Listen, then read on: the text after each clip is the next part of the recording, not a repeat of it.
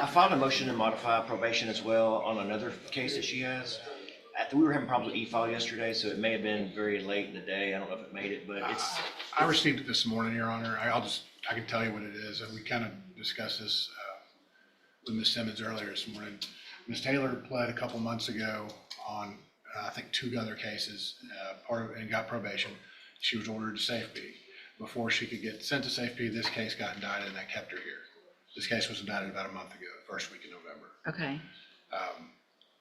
Offense date of March predates what we did before. predates it. Okay. It was part of the backlog of testing for the lab. Yeah, and so the agreement on this one is, To run concurrent with what she's doing, which, I think this is a 10-year deferred, concurrent with what she's already doing. Mr. Galmore's position is that since she's had to wait a few extra months in custody and not able to go to safety as ordered, he's asking that safety condition be switched to maybe ISF or something else if the court deems appropriate. so what I would do at that point is it would get reset for sentencing and they would have to do a new substance abuse evaluation. If you want me to, I need probation's input.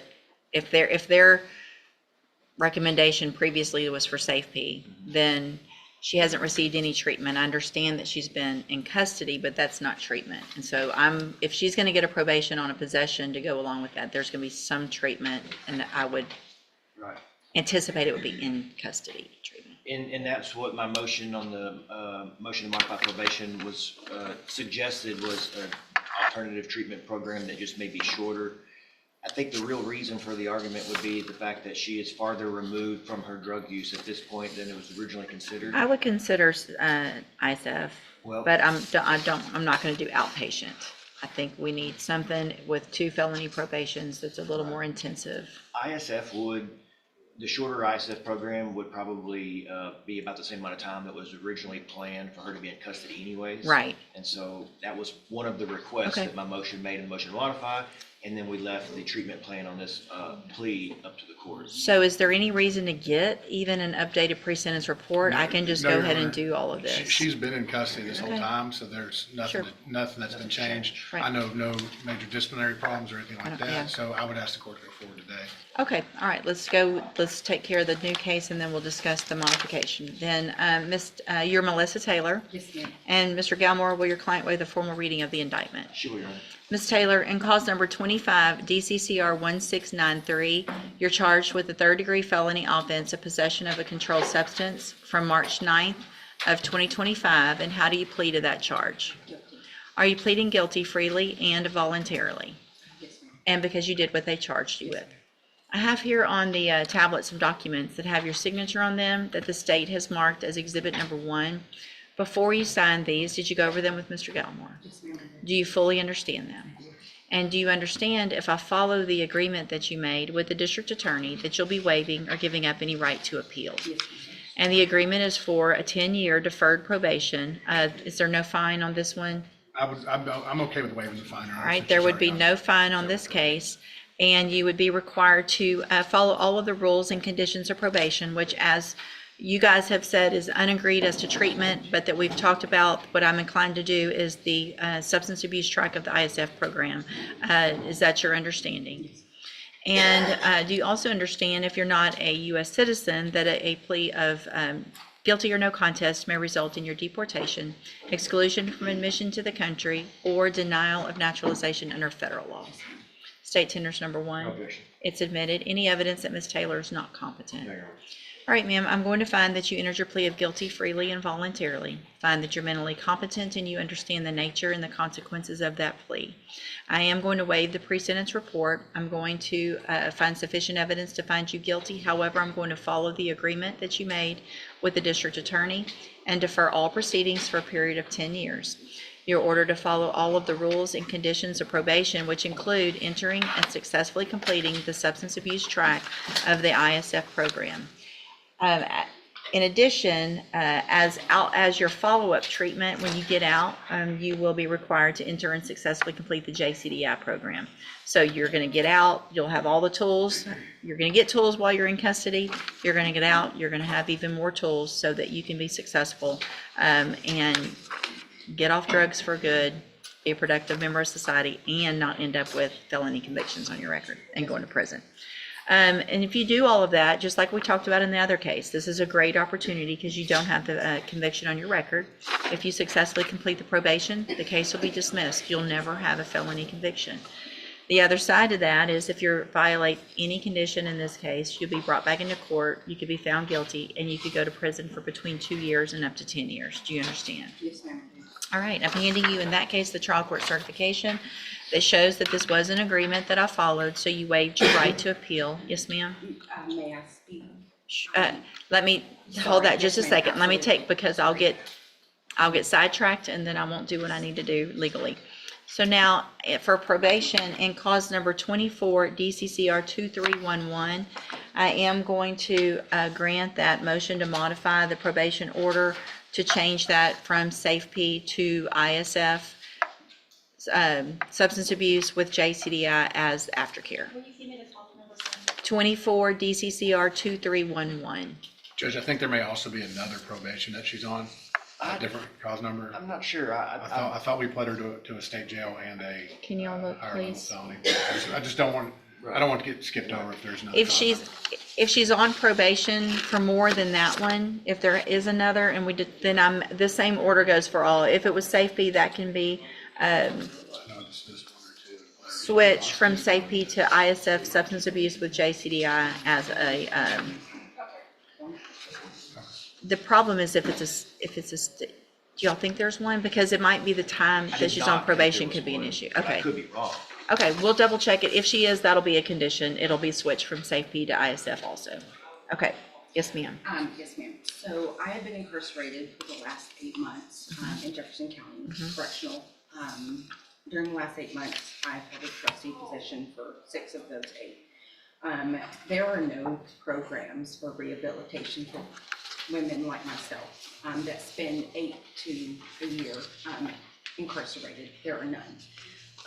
The completed literature that I put down, I went out of my way to obtain that, get those shipped into me, to reach out to an outside sponsor to review my packets that I went through.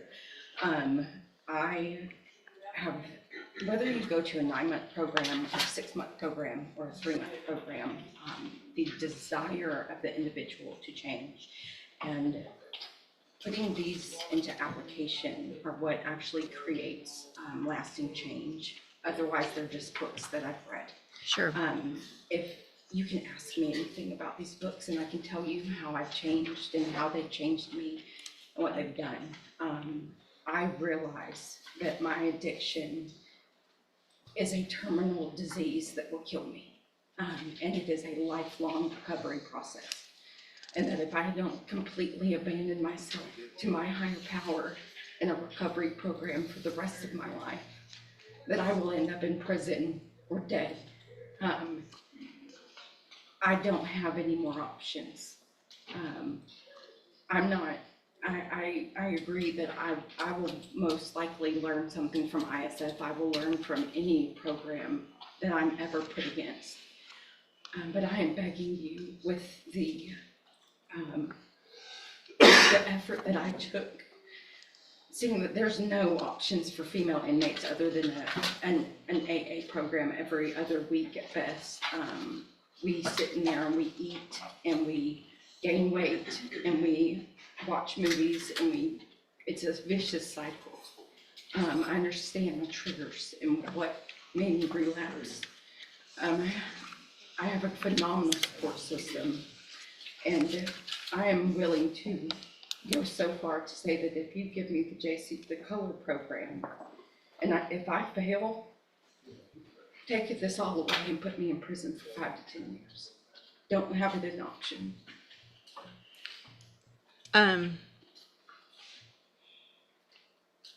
Mr. Nichols, so Big red letters on So here's the file. thing, Ms. Taylor, the words that you're saying Right. are, no, I mean, I can tell that you're sincere.